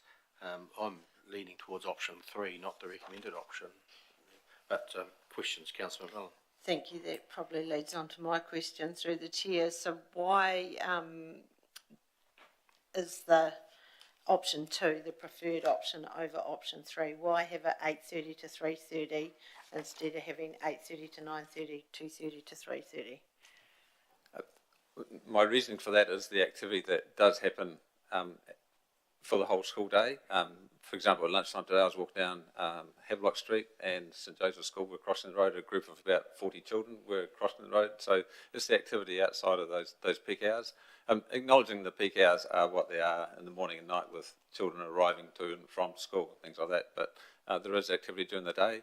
Haven't got a really strong view on it either way. I think having the time limits on there is the way to go, but my reasoning is to have it for the whole day is there other activity outside of that and other events they have, whether going to swimming or sporting events as well during the school day. So. Thank you. Can I ask another question? There was talk about a variable sign going up at Walnut Avenue outside Ashburton College. Is that still being considered? That's part of the consideration of if we want to go to variable speed limits at some of our urban schools, then that is a change that can be made as part of that, and we'd have to get a decision from council to change that and submit that for approval through the National Speed Limit Register. But that's another option if we want to have electronic signs, or whether we're going with static signs with the days on, or if we're permitted to do that in the future if the rule change, which we don't know what the result of that's going to be yet. So, yeah. Councillor Cameron? I join Liz and Neil probably preferring option 3, but what happens at school holidays? We can't say that on the sign, can we? The sign will get pretty busy if we... Well, let's say on school days on the sign. So it's going to be a busy sign. Yes, and another reason why having school days 8:30 to 3:30 was sort of my preference as well. It's a simpler sign to read, but it just means you've got an extra line in it.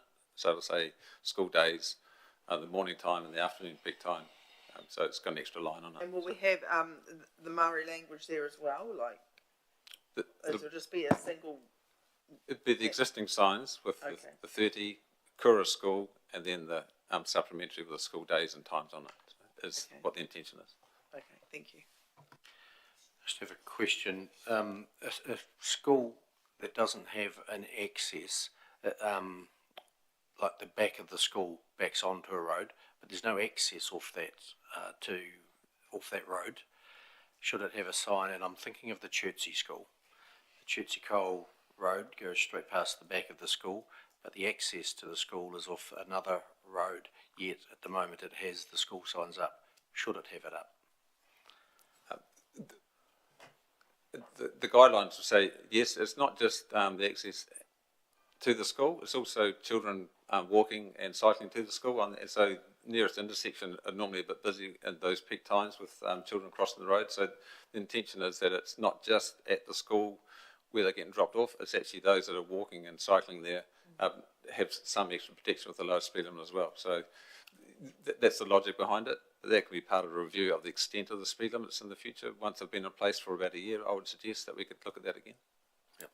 And the second question is, how far from the school should the sign be?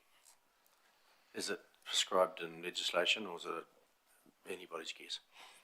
Well, it's not anybody's guess, but it's a judgment by staff. So there's no set amount, because if you have a set amount, then it wouldn't apply to all of them, either a minimum or a maximum. So it's a judgment that was done by staff based on the access to the school, but also where children are walking and cycling from and things like that. So intersections down from the school. So whether they're in the exact right place at the moment, I'm not too sure still, but they've had an impact. I think people recognise where the school is and the need to slow down, not necessarily all the time at the 30 kilometres an hour. So.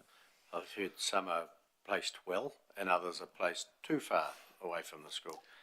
There doesn't seem to be a pattern in them, so I don't know how they, as you say, they've worked out. Your staff must have been out watching and looking for patterns to see where to put the sign. Yes, they were, but they can be reviewed. We've only had a couple of roads that have been questioned, so they're a bit far down the road, so that's to do with Ashburton College. So. That's what I'm thinking of. Yeah, too far from the school itself. Whereas if it was 100 metres or 150 metres from the whatever, would give more consistent guidance. Yeah, we will be reviewing those. So, yeah. So we're going to review this again in 6 months.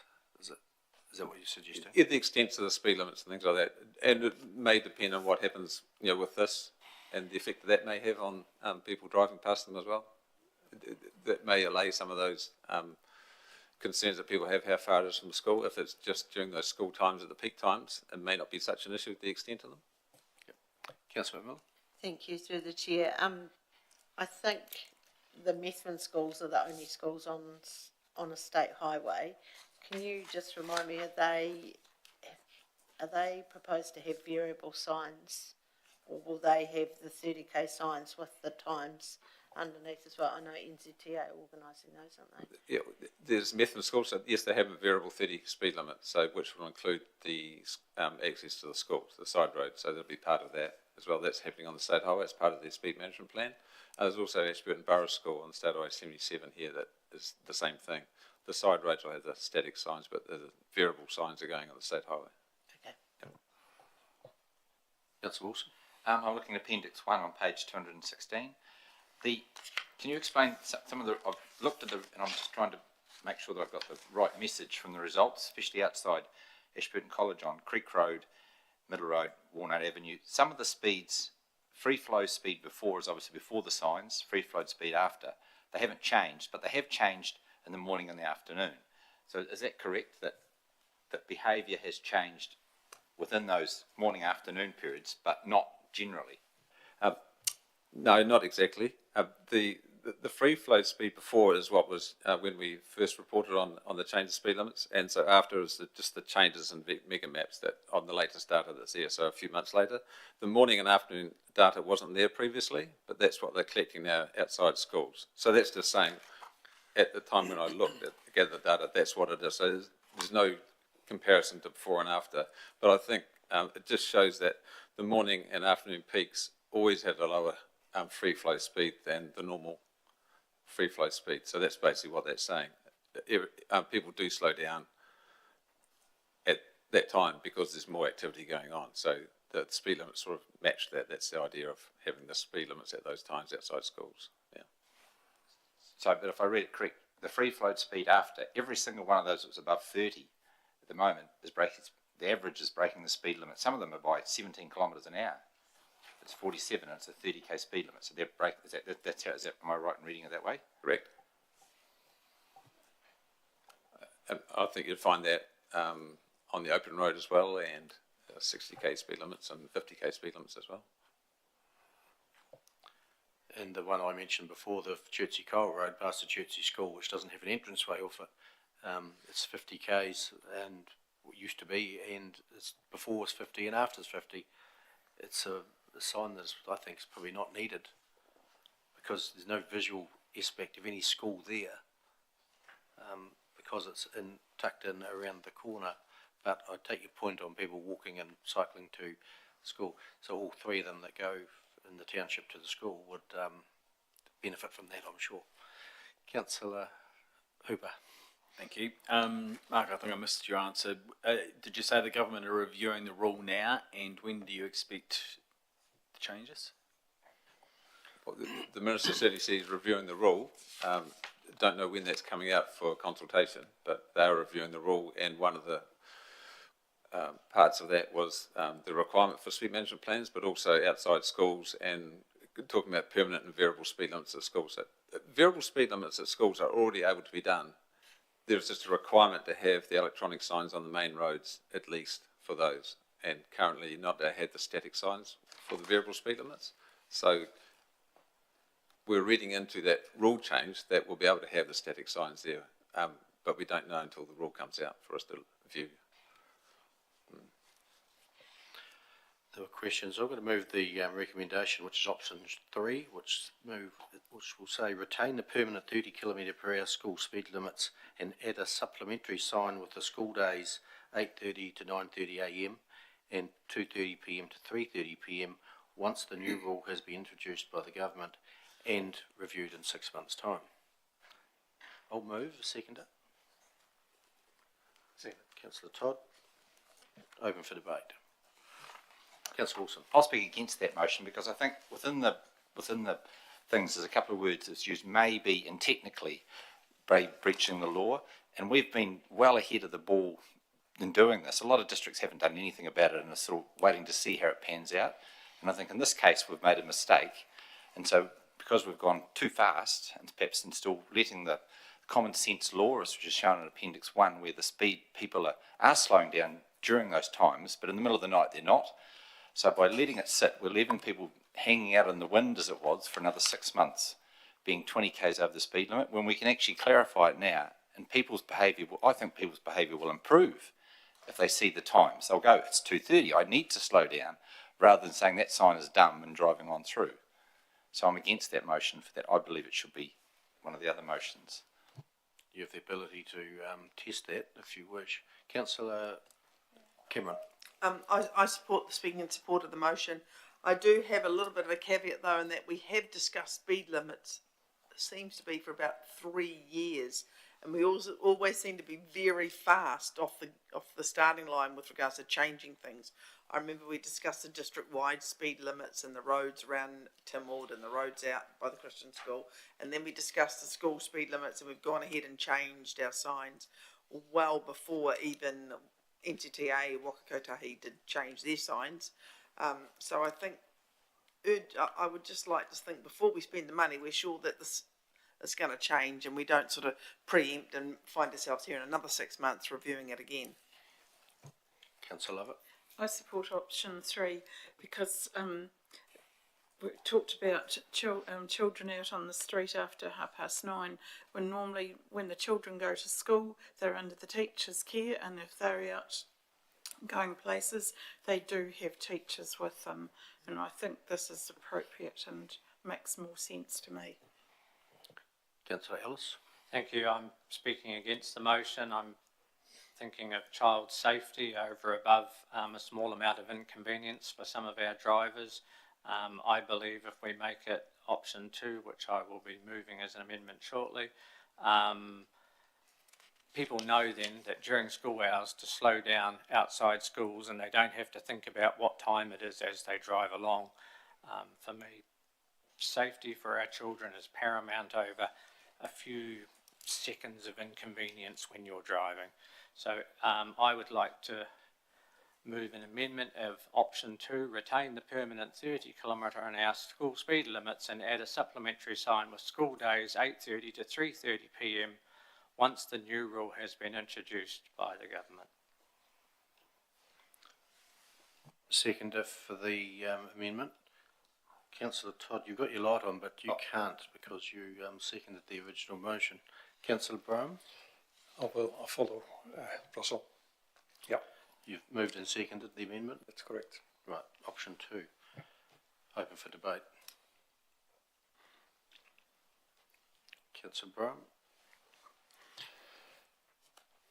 Yes, I've been driving school buses for a while, and while I've got a 20 k's down the bottom going flashing and I'm standing in front of a school, and it doesn't matter where I'm going around this district, they're flying past.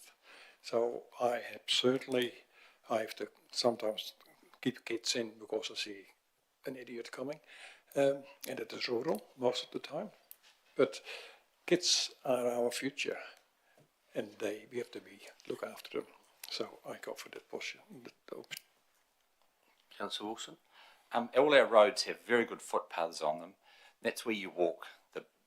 To say that children are, they don't run out on the roads, unless sometimes that will happen, but that will happen anyway, no matter what happens. So I'm concerned that we're overreaching the mark. I think from the Appendix 1, again, I go back to that the public support those parts of the day through their behaviour, and having it all day, it undermines and it adds a level of ridiculousness into the sign, which the public don't like. They like common sense ideals. So I won't be supporting the amendment. You say you're not supporting it. Councillor McMillan? I support it, excuse me. And to Councillor Wilson's point, yes, children use the footpath to walk, but more and more children are being dropped off because their parents don't think it's safe for them to bike or scooter and walk. So I think it's sensible, and as Councillor Ellis mentioned, it's a few seconds of inconvenience to slow down for the safety of our children. This is a message that we have heard from our Principals Association at our road safety meetings for, goodness, years and years and years. So I think this is a sensible option. Councillor Todd? Thank you, Mr. Mayor. I'll be speaking against the amendment. My preference was option 3. I live close to 2 schools. I live in the zone, you could say. I'm about 50 metres away from Borough School, 100 metres away from St Joseph's School, and I can assure everyone that there's very little action outside the 8:30 to 9:30 and 2:30 to 3:30. During the day, all the kids are basically in the grounds. If there's a bus picking up outside, more often than not, it has a sign on the back that's flashing 30 k's as well. So there's plenty of support there for the kids in the buses. So, and I think by doing the 1 hours, the 2 1 hour sections, it blends in with the variable signs, because the variable signs that are going won't be going from 8:30 till 3:30 continuously. So I'm voting against the amendment. I'll be voting against the amendment as well, and agree with what Councillor Todd has said. No more speakers for or against. I'll put the amendment. All those in favour, please say aye. Against? The amendment's lost. Yeah. So we'll get back to the first motion, which, and I'll read it, is retain the permanent 30 km/h school speed limits and add a supplementary sign with school days 8:30 to 9:30 a.m. and 2:30 to 3:30 p.m. once the new rule has been introduced by the government and review in 6 months. I'll put the motion. All those, we haven't debated it, have we? We have. Do we still have time for debating this? We do. If the mover allows, and I will allow. Any further debate on this? Councillor Wilson.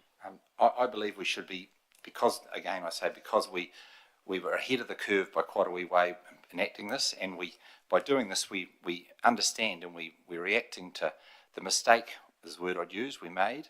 We should be crossing out the once the new rule has been introduced by government and doing it immediately, because I feel this the same amount of doubt both directions with the words of may and technically means that if you look around the country, there's plenty of signs that have this on it now. Most of them are 40, but they have plenty of signs with that on now. So that's actually a understood concept by people. So to put them up now, people understand it, and we all believe that is the law. So that's why I'd like to try and put an amendment to that to take those words off. I propose that. Can I do that? We have an amendment. We can. Yep. Yeah. May and technically.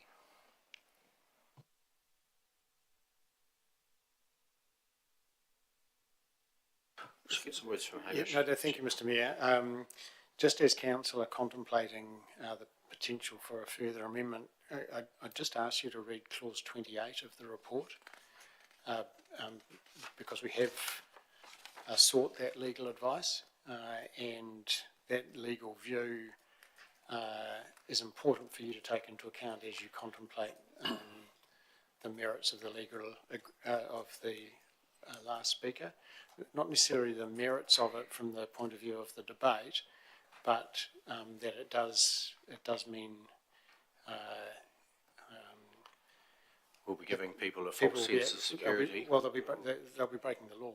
Yeah, we'll be telling them they can break the law Yeah. by putting those signs up before the government changes the law. That's right. So I'd urge you to factor that in as you consider it, regardless of the merits of the intent of the Which is not suggestion. good policy. No. Councillor Wilson, do you still want to proceed with the...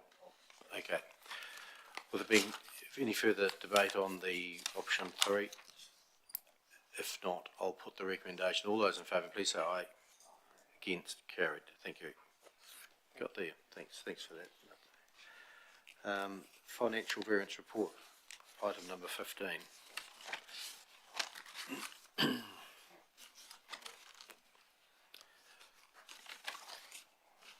Erin and Leanne, go to pages one by one, page 221, or 220 and 21. Stop me when you want to. Page 22 and 23. Thank you, Mr Mayor. I just wanted to refer in particular to the CapEx expenditure, and just to assure council that we are, through the exec team and on through our managers, we are making sure there's some really rigorous attention on our projections around CapEx, because I have this concern that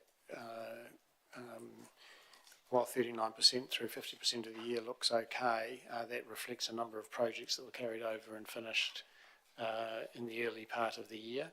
And we want to make sure that there's no surprises around our actual result or achievement against the CapEx budget of council this year. And so we are asking managers to reflect very carefully on the next time the variance report is produced around any commentary around permanent variances for CapEx, and we know there will be some already, and it's not necessarily yet reflected, as we remain optimistic and hopeful that we can complete the full program, but we're already conscious that there are some projects which simply won't be completed by 30 June, and we want to start making sure that we're signalling accurately to council as early as possible. So I just want to give you that assurance that we are focusing and asking our managers to focus very much on their capital works programs. The OPEX appears to be tracking very well towards budget in a global sense, and we have less concerns about how that is going, but I do want you to have an accurate picture around our CapEx performance, so just take that assurance that we're looking at it closely. Can you signal to us the projects that won't possibly get there by June 30th in the capital? Yes, we can already do that. We had a discussion just yesterday on that, and I'd perhaps ask Leanne and Neil, because they have the bulk of their projects in their respective programs, either through water or property, who might be able to reflect on some of the ones that we've got some early flags over. They won't do that now, though, will you? Or just a one-pager on? Okay, we'll compile that into a one-pager and circulate it to council. Yeah, thank you. Thank you. Councillor Wilson. My question's similar to on the same vein. On page 221, the finance cost is 56% for the year, which is above if you average it out for the year, I think we're at 48. But we haven't raised the loans on capital income. So is that due to interest rates, or why is that quite high? So we don't raise the loans until we prepare our annual report and we fund the particular activities as we go through. Just because there's so many moving parts, we need to make sure they're all very much complete before we do that. But we do raise debt for cash flow purposes, so we have to be paying so basically at the moment we've got internal debt that's being made external, so that's where the costs are coming in. So that happens over the course of the year, based on what we take up of internal debt at the end of the financial year. That's the direction we've been taking from what we've been asked to do in that space. But we also need to do that because of the cash flow side of things. So from that, are we, since we're ahead, is it because we've got more debt from that? Is that what I extrapolate? Or is it interest rates or is it debt levels? Through the chair, there's a combination. So we've got the debt, which I don't think is any higher than what we've been signalling, but our interest rates have moved, as we're well aware. So I wonder if I could just ask, is there any concern from our finance team that that is likely to be over at the end of the year? A little hard to gauge because it will depend on the capital programs. If all the capital is not spent, then there's a possibility we may not need the debt that we've budgeted to need, offset by the fact that we know interest rates have risen. And also depending on timing of sales.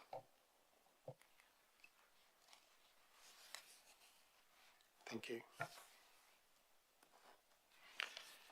Page 222 and 3.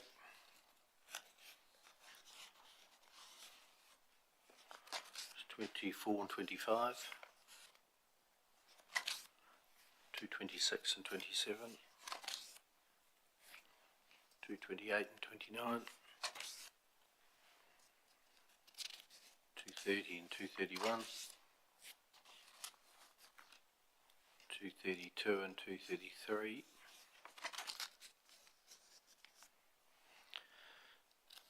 234, 235.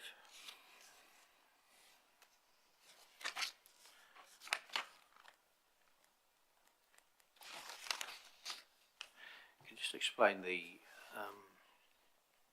variance due to error in budgeted income relating to upfront flexi memberships? What does that mean? Sarah? Through the chair, when this current year's budget was set, there was an overestimation of the fees that we would receive from the facility, and if you compared the fees that we received year on year for the last, I'm going to say 2 to 3 years, generally they've gone up about 200,000 each year. This year's budget, the jump between this and last year was 600,000. So it was an anomaly that we should have caught, and we apologise we didn't. But it is, just a flag. Thank you. Rich, Councillor Wilson. Sorry, it's page 232. Why is refuse collection only at 38% of forecast?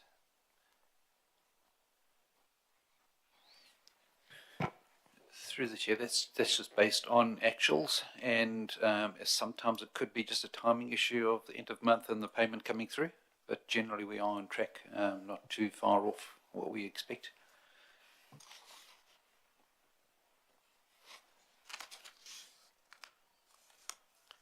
Two 34 and 35, 236 and 37.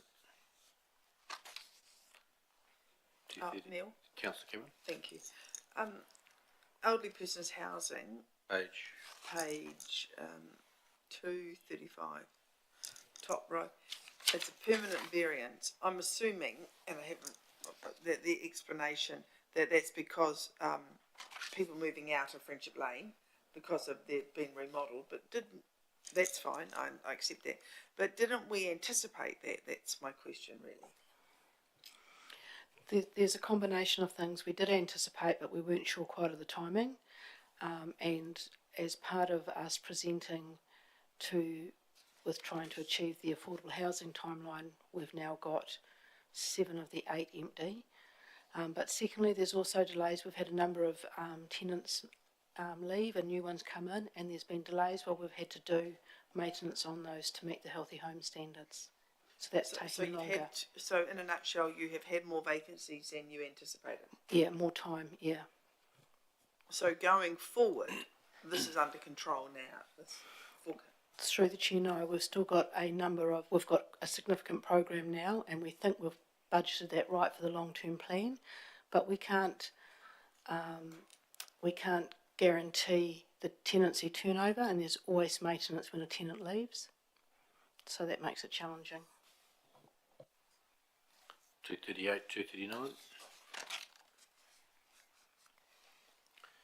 240, 241. There's a question on the zone committee, which was in the minutes of last time. We were going to find some more information out for this meeting, but we haven't got it. It's around the income and expenditure for the zone committee. They don't match. Through the chair, I do recall that question, and I'm pretty confident it had something to do with a carry forward. Thought we'd found that answer, but clearly not. I would have liked to have put it in the bottom of this one. The January report's not far off. I'll make sure we make a comment in that one to explain that. Okay, thanks. 242, 43.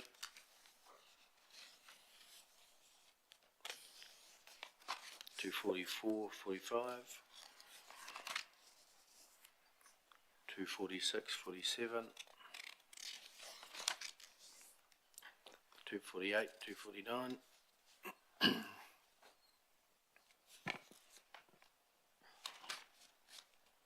250, 251. Mr Mayor, can I just ask a question on page 249? Under shares, I think last time I asked a question because it had come up saying local government. This time it has Civic Financial Services Limited, 52,000. So was it just an error last time with Correct, the it was a local labelling government? error that our accountant has now corrected. Thank you. Apologies for that. Then 251. So I'd like to move that we receive the December 23 financial variance report. Councillor McMillan, Councillor Cameron, all those in favour, please say aye. It's carried, thank you. Thank you, ladies. Item number 16, Mayor's report. Any questions? I'll just make one comment about 16.6, and it's on the declaration of the state of local emergency, which I declared for the group of civil defence as I chair that group on the 14th of February about 5:15. The Mayor of Christchurch and Selwyn on a conference call rang me and said they were fire was burning over both districts and likely and out of control and was likely to require huge resources. So they went early and asked if I would declare on both their behalves, which I could do and did do. So within 40 minutes we had the paperwork into the office here and signed them back up there, and the declaration was made, which then hit Wellington and the Minister of Civil Defence, who was, what's his name? That'll come to me. The Minister of Civil Defence was Mark Mitchell. It was immediately down, and that got NEMA involved and got all the resources that they required that was necessary, set up the civil defence operation in the Justice Precinct, and all the planning that had been happening for an event went like clockwork.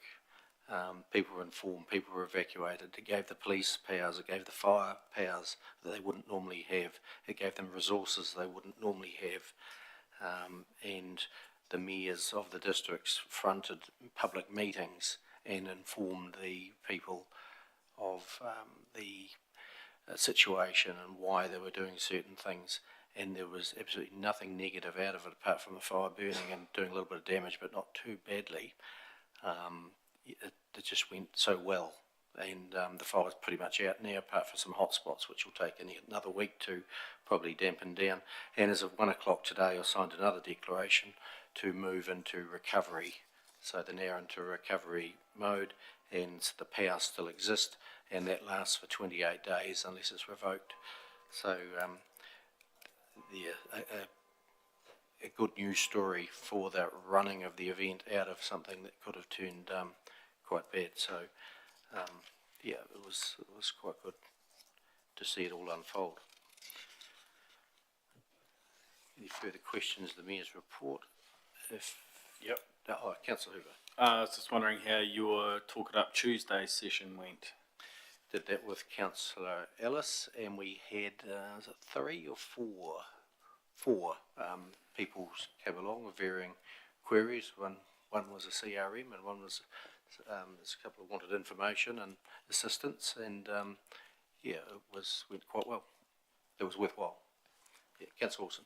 The meeting on the Heinz Hiako Water Enhancement Trust, is that progressing forward, and how is that going? Because obviously Carters Creek and Lake Hood are all topical issues with water pollution and that. Yeah, the main thing that's on their radar is getting the consents, and with the our consent at the water bottling plant decision up in Christchurch has got the consenting of that back on track.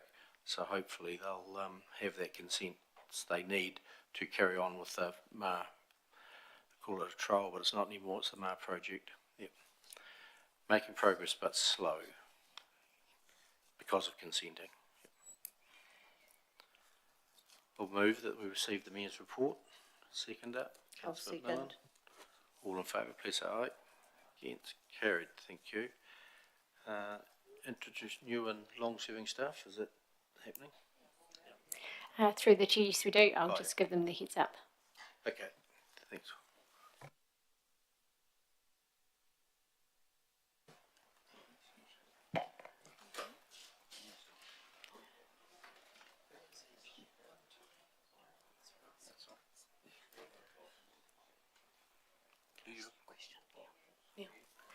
So, Leanne? Through the chair, just going back to that financial report, you asked the question about the water zone. It's in the report. It's actually on page 240. There's a comment at the bottom of it explaining the carry forward. I thought we'd done the work. I was trying to find it. I missed it. It's quite small writing, so I missed it. But thank you, it's there. Yep. Great.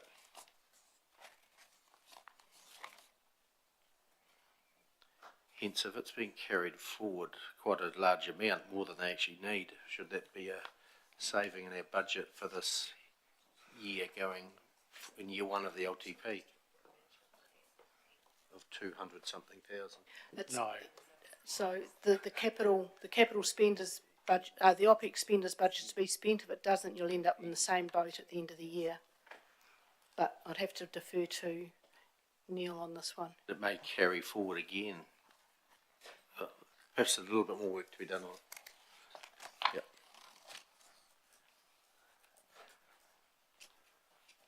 Welcome, Katie, to come forward and introduce new and long-serving staff. Thank you.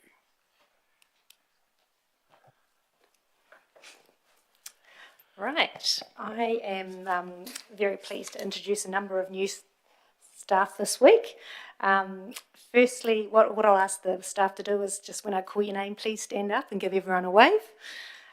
We will start with Anne McDowell. Anne McDowell is our new accountant in our finance team. We have Angela Sparrow. Angela is our new parking warden. We have Courtney Sutton. Courtney has joined the planning team as the planning administrator. We have Mercedes Walkham. Mercedes is our new welcoming communities advisor. Oh, we don't have Charlotte. We also have Dean Carr. Dean Carr has joined us as our property advisor who'll be overseeing building projects for council. So we'd like to welcome you all to ADC, and we're pleased to have you as part of our ADC team. In terms of service recognition today, can I ask Kathy Hoy to please stand up? It's a bit of a new protocol. Do we want to hear come down and see? So Kathy Hoy has been recognised for 10 years service today. She is our in-house trainer analyst. Kathy started with ADC in January 2014 in a fixed term position of in-house trainer, which was meant to be for 18 months. She's now been here 10 years, but she is permanent now. Kathy really quickly proved her worth, particularly with not only her outstanding training skills, but also her Excel and analytical skills. So when the role was made permanent, she took on the unlikely combination of in-house trainer and HR analyst. Kathy is incredibly thoughtful and caring. She gives 120% in everything she does, and she is a wonderful gardener who always likes to bring us beautiful flowers. On behalf of the P&C team and ADC, I want to thank Kathy for all her hard work and her loyalty and commitment to ADC over the years.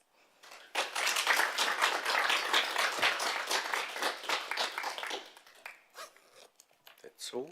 Thanks, Kathy. Well done, Kathy. 10 years, milestone, great. And all new staff, well done for joining the team. I wish you a long, happy and productive time here. So we'll break now for a cup of tea, and please join us next door and have a chat, catch up. And councillors will be back in 15 minutes for the final piece of our meeting. Thank you.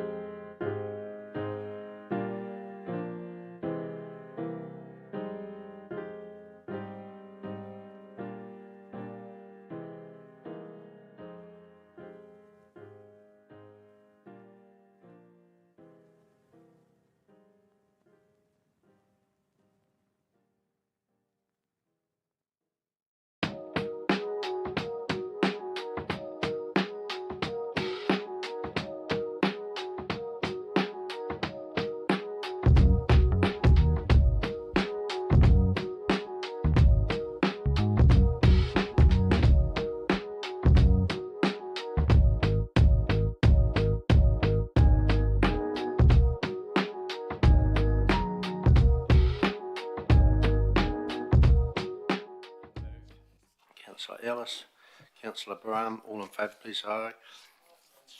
And all we're doing is seeing that those minutes are accurate.